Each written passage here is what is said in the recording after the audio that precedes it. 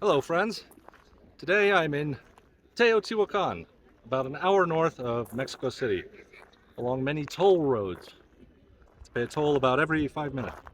It's commonly said by YouTubers that we don't know anything about the history of this place or the people who lived here, why it was built, but that's simply not true. Today I'm going to tell you a thing or two about Teotihuacan. So on the top here,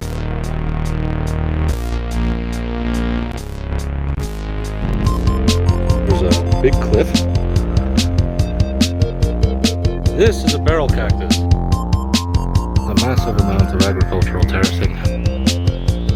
This is really strange.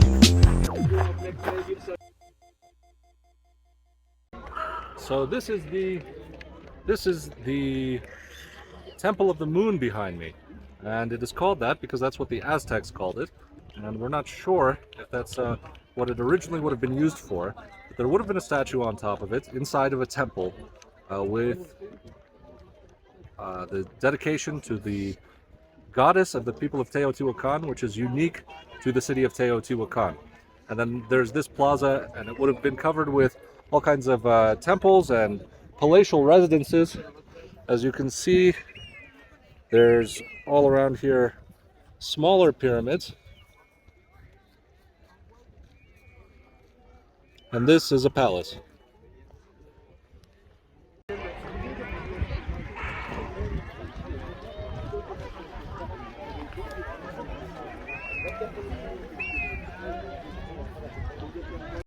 This is the Pyramid of the Moon behind me. As you can see, it has this smaller pyramid in front that is part of the staircase.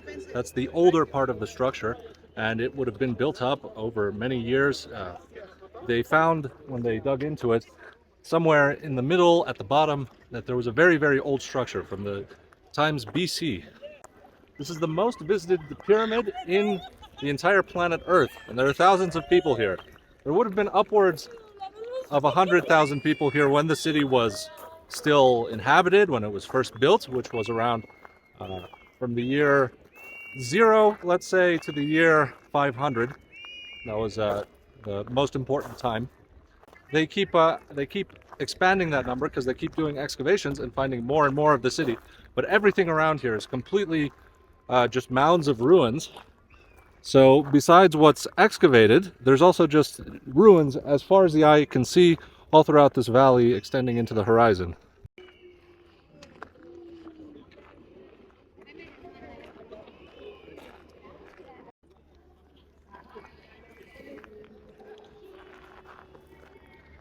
This is the oldest part of the site. The pyramid behind me that you see is kind of a short one.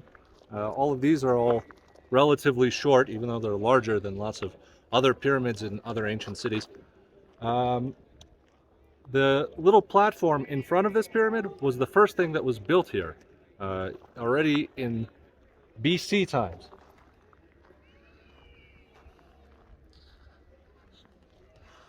And when this pyramid was extended, they added a whole another pyramid to the back, behind it.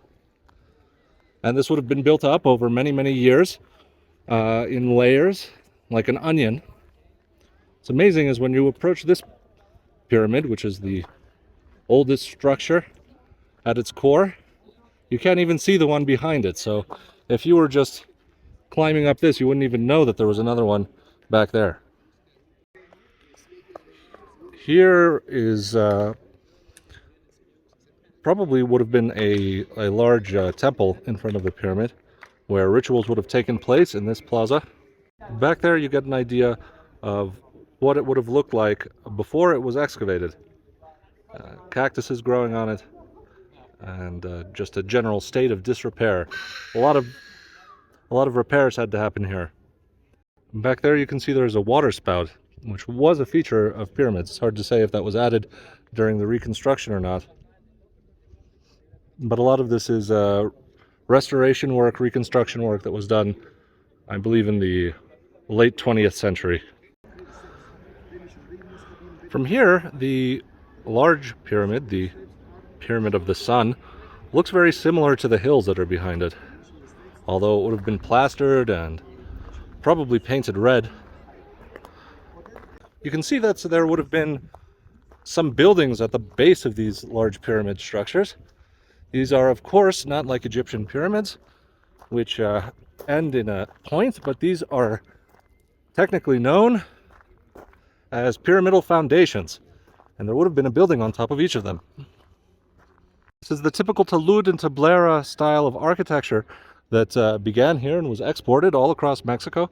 The talud being this diagonal slope, and the tablera being this, which is perpendicular to the ground, and would have contained art or paintings or sculptures. And as you can see, there would have been a tremendous amount of it, as there are pyramids all over, and there as well. Here you can see that the grass is growing in straight lines, and that happens in old pyramid sites. It means that there's something under the ground in that shape, probably a wall, and that condenses water under the ground, and it causes plants to grow. So you can spot pyramids from above, but you can see that there's this sort of grid pattern all over the plaza. I'm on this raised platform in the middle of the plaza right now. And if we turn around over here, we'll see the Avenue of the Dead, which extends at least for 3 kilometers that way before reaching the Pyramid of Quetzalcoatl. And along the way, we have the Great Pyramid of the Sun. Let's head over there. Lots of people selling stuff to tourists. One of the things that they're all selling is bird calls and Mayan death whistles, or Aztec death whistles, which make these horrible sounds that you can hear from very far away. So the entire time that I'm here, I'm hearing all of these very strange whistling noises. So Teotihuacan used to be on the northern shores of Lake Texcoco, which is now Mexico City. This lake has long ago been drained, but back in the day there used to be a lake there, and all of the rain from the surrounding mountains would roll down through rivers, past one that goes here, and many others, and end up in that lake. And there used to be a few ancient cities there. One used to be called Cuicuilco, or Cuicuilco, something like that. And it was a round pyramid in the center, and it was a very happening, bustling place. And it got completely covered in a volcanic eruption very early on, around the time of the year 0. And then all the people from there fled here. And this city suddenly became very big and important. There's a stray dog. People came from all over to Teotihuacan to settle here because there was a very high standard of life. A lot of craftspeople here, and some of the volcanoes around here are filled with obsidian, which was worth a lot back then because you could make all kinds of knives and tools and weapons out of it. So the people here were very rich, and that attracted people from other Mesoamerican cultures, such as the Mayans and the Zapotecs from Oaxaca and the Yucatan, and people from other corners of Mexico, what is now Guadalajara, and even later on from the north, from the desert. They all came here to Teotihuacan. I keep saying Teotihuacan, which is the way it's commonly said in English, although the actual name, as far as I can say it, is Teotihuacan. Right now, Mexico City is the 4th largest city in the world by urban population, and it ranks up there with some of the largest cities in Asia, in China, and matches Brazil.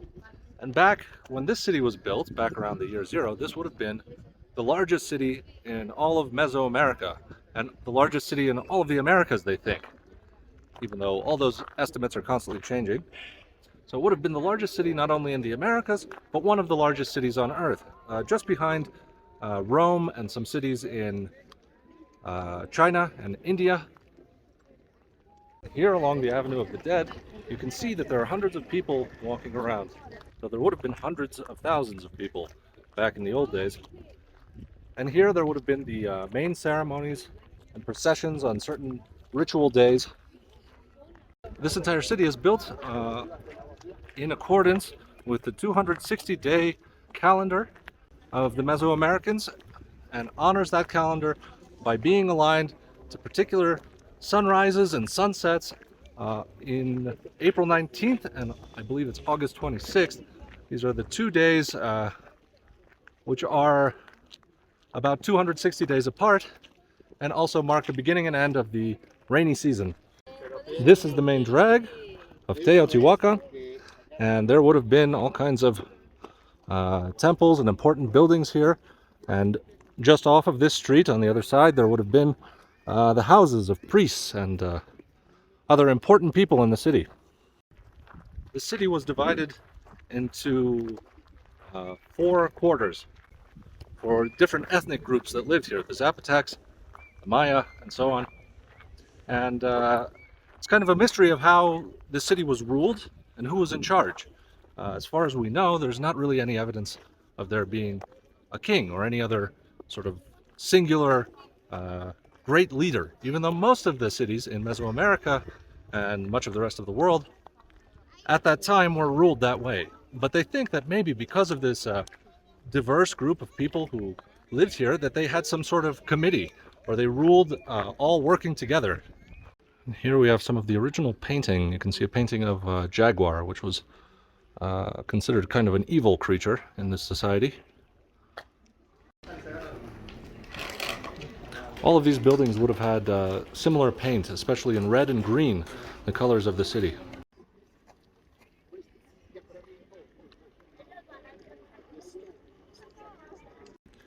Behind the Pyramid of the Moon, at the end of this Avenue of the Dead, there's a mountain that is still worshipped by the people who live around here, who say it has a feminine aspect, like the moon. Over here we have the Pyramid of the Sun, the 7th largest pyramid on Earth. It has a base of around 215 meters on each side, which makes it roughly the same size as the Great Pyramid of Giza at its base. However, it doesn't have as steep of a slope as the Pyramid of Giza, which would go up to something like there. So it's about half the height, I believe, maybe a bit more. Here you can see a bit more paint in this vivid red color. Some of it's still left, amazingly, after all these years. So someone carved a heart in it and was graffitiing it. A very unfortunate thing to do in such a valuable place for the history and heritage of the human species. But you can see that there would have been plaster all over everything.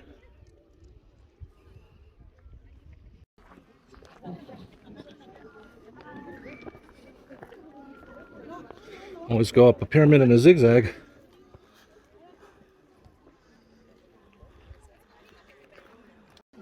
Here you can see that there would have been a grand ceremonial plaza specific for rituals at this pyramid. And this pyramid was probably dedicated to Tlaloc, the god of storms and rain and warfare. Though it may have been dedicated to the fire god.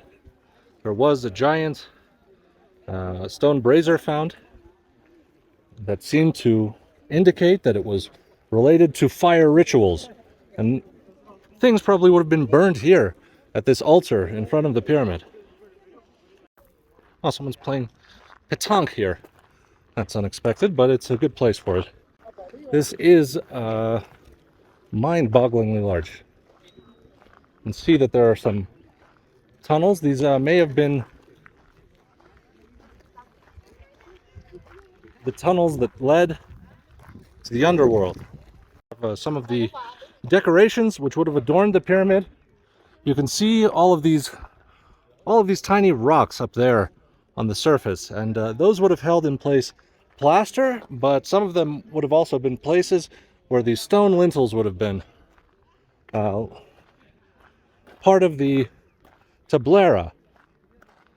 And you can see it all would have been very richly decorated and painted. Here we have the stairs leading up. Almost can't see the top layers as you're climbing up. It just keeps going up and up and up. And here we have a smaller pyramid, and there would have been, there still is, tunnels that go underneath. when they were excavating this pyramid, they found a series of tunnels that goes all the way under the pyramid, all the way to the back. And in there are chambers, which in ancient times would have held perhaps some of the rulers of this city, although they were looted long ago, and we have no idea what was in there to begin with.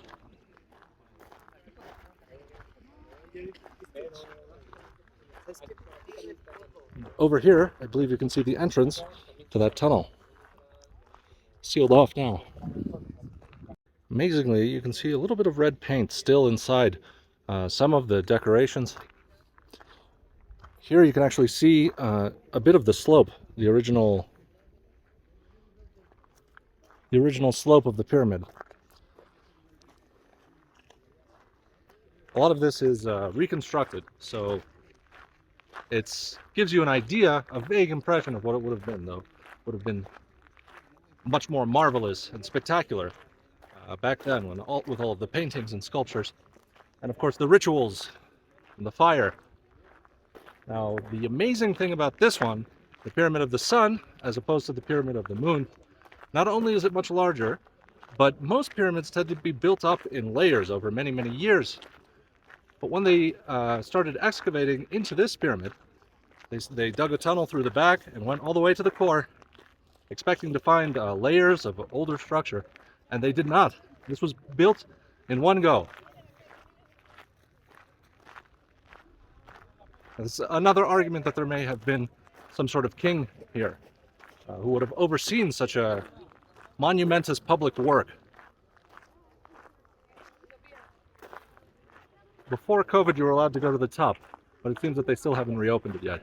Amazingly, even though that pyramid is just on the other side of this set of stairs, that you can barely see it from the bottom here. And it seems that the way that this ritual plaza was constructed was to block the line of sight, only allow certain people to see what was going on at certain times, and generally control the flow of people.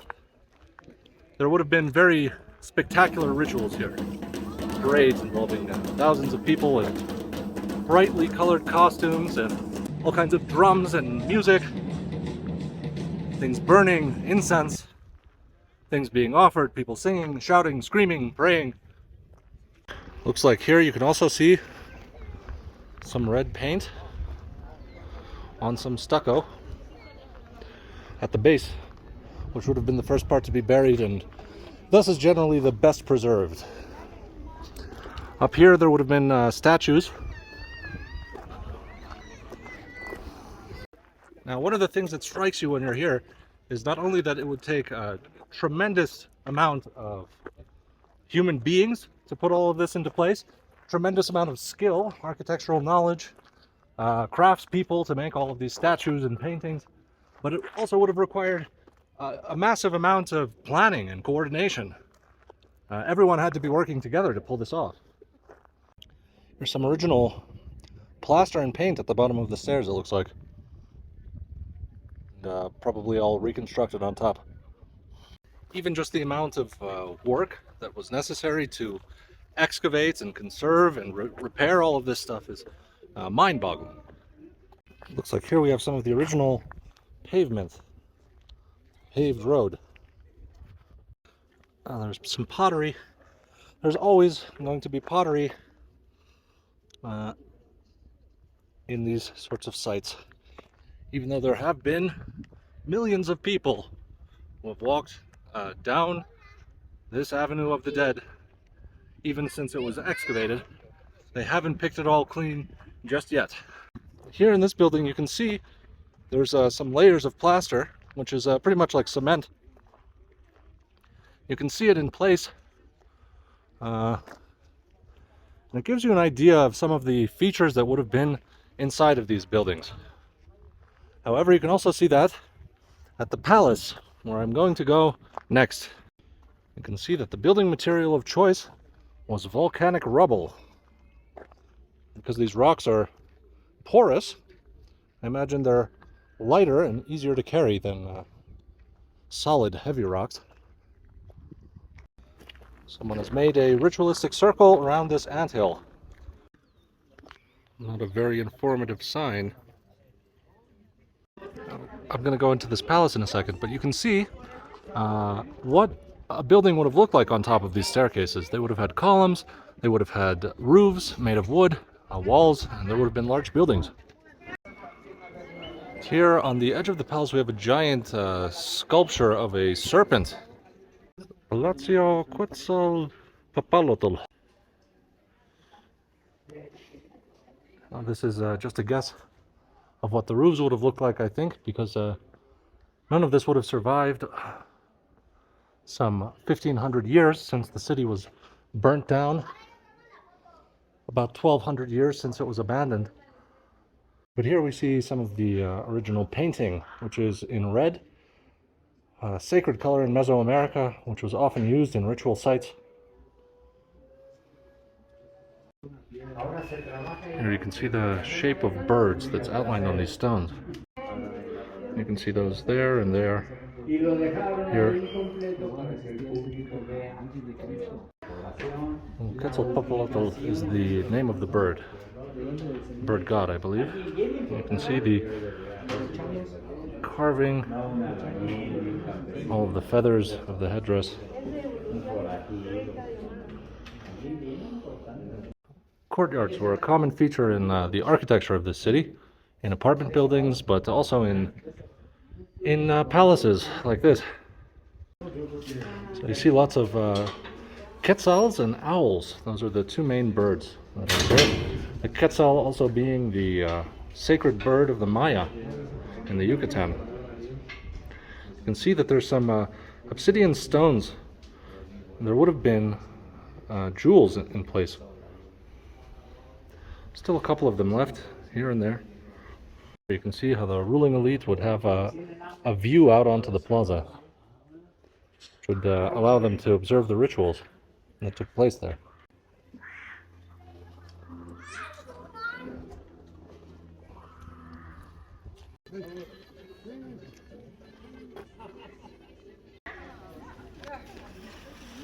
This is the Palace of the Jaguars, which are not allowed into because of COVID restrictions. Here's the back end of the palace, and you can see that there are rooms and corridors and passageways, staircases, platforms, and all of that continues off into the distance for miles and miles and miles, as the remains of an entire massive city lie surrounding these excavated ruins. This is the statue, or a replica of the statue, the real one's in a museum in Mexico City, that would have been in the temple of the Pyramid of the Moon, and it has the goddess that is unique to Teotihuacan. You can see in the parking lot, strewn with rubble. That would have all been in the parking lot before, and even in the parking lot, you can see in some places there are the remains of walls and ruins just on the ground that cars park on top of. Because there are so many ruins, they don't know what to do with them.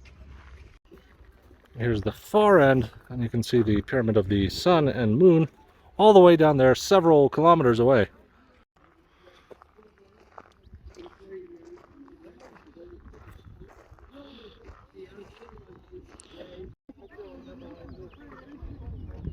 And I am in the Grand Ceremonial Plaza, which would have fit most of the people of this city back when it was built 2,000 years ago. Perhaps more than 10,000 people could be here. And here would have been the Pyramid of Quetzalcoatl. Let's go check it out. So there's no ball court in this city, which is very unusual for an ancient Mesoamerican city. Wow, there's a bunch of pottery though.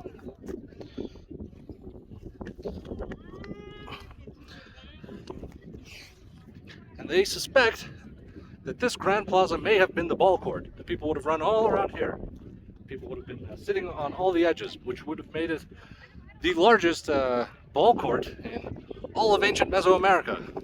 I really didn't excavate this part too well, because I see pottery everywhere. But they did dig through the outer layer of that pyramid, and they found another pyramid underneath. We're going to go take a look at that. Now, at the beginning of the 20th century, there was some strong rain here, and it opened up a hole in the ground, and they discovered that underneath this pyramid there is a tunnel, just like underneath the Pyramid of the Sun.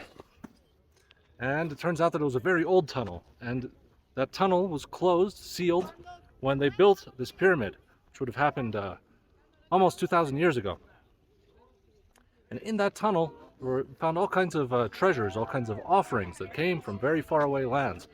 Jaguar skulls and gifts made out of obsidian, statues, and it was probably where the elite were buried, even though we didn't find any remains. Actually, I think that the entrance to that tunnel is underneath this tent, but we're not allowed to go in. They're still doing excavation work there. Now, looking inside of this pyramid, here are the outer walls. When they dug through, they found a smaller, older pyramid inside that still had all of these sculptures intact.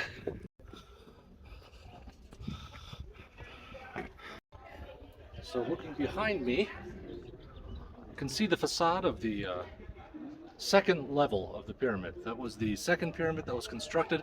There's an even third, deeper level within this. But here we can see that there's a lot of interesting sculptural work. All of the pyramids would have originally had sculptures like this, but this is the only one that's been preserved so well. And here, here, and there, we see Quetzalcoatl, whose name comes from the Quetzal bird, which is a plumed, beautiful bird. And Coatl means serpent, so he is the plumed serpent, and he is a very important figure in Mesoamerican religion throughout the ages. Now, Quetzalcoatl is, of course, his Aztec name. We do not know what language was spoken, if there even was one common language among the people here, but that's the way that the god is most commonly known. Now, next to him is another god, and they think it might be Tlaloc. They also think that it might be the primordial alligator that created the earth. And you can see two eyes, and then some teeth in the front, and some sort of body behind it. Here you can see a side view of Quetzalcoatl, the serpent, and his body snaking around. He's surrounded by seashells, conch shells. We're not near the ocean, but there would have been conch shells brought here as offerings. And the conch shells are also there to remind you of water, because this temple has to do with the creation of the earth, creation of humanity, and the creation of this civilization, because they believe that that took place in the underworld, which was a wet place. And in fact, the tunnels that are underneath here are 13 meters underground, where the water level was, so that when they went down there, they created an environment that was wet, a wet cave with water on the ground. They even put liquid mercury down there later on to recreate the primordial waters of the underground. Certain places you can see some of the original red paint, especially in the recessed niches.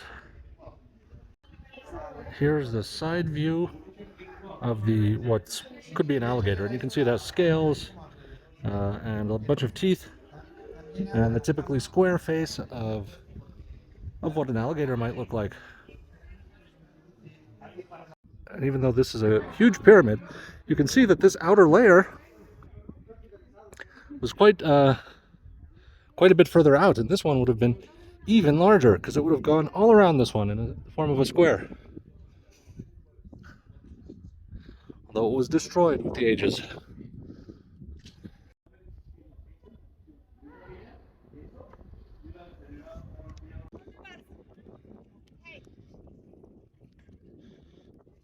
Here you can see the this would have been sort of a pyramid in front of a larger pyramid back there, and that's why all of the statues in the middle there were saved. Here was some other structure. A little bit of murals left, though. It looks like we're not really allowed in.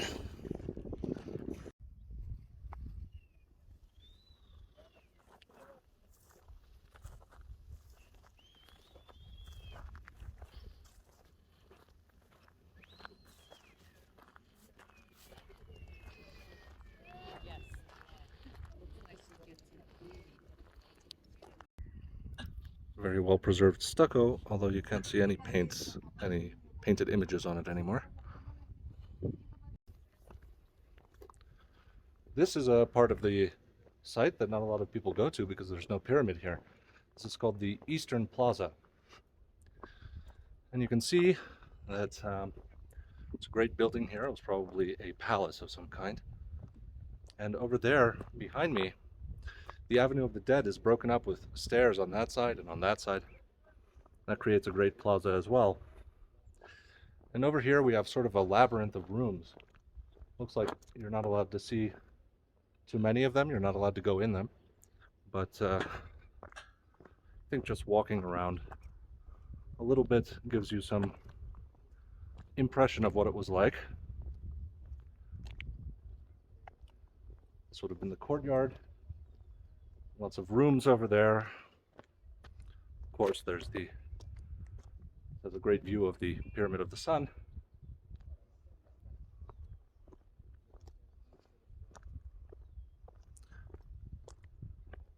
And down here is something interesting.